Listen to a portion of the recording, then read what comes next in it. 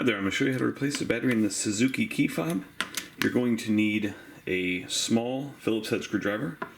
You're going to need a large flathead screwdriver.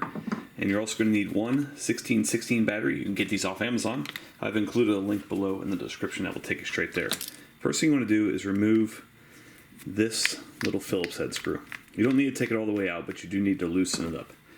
Secondly, this needs to come up and down. There's a little notch right here that's holding this back piece in place. So you can use your fingernails and just work it up and back. It's kind of up and down.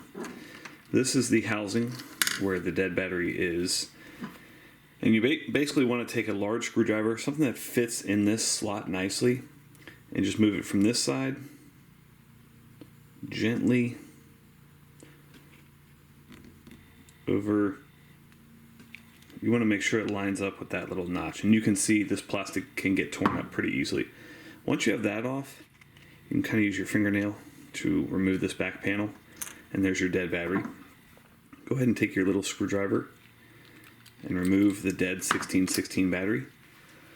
Your new one's going to go in just like this, and you want to make sure that that silver piece is pressing onto it. Then take this, there's a little seal right here. Make sure that's seated properly. And set that just like that. Get it in there nice and flat.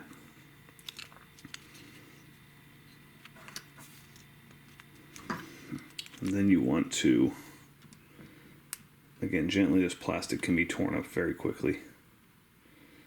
Move it over to where both of the arrows line up like that. Okay, now you can go ahead and test your battery. Make sure you got your red light there. This goes back in this casing, and when you put these back together, you want to make sure that this little notch right here goes in this notch kind of as you're putting down.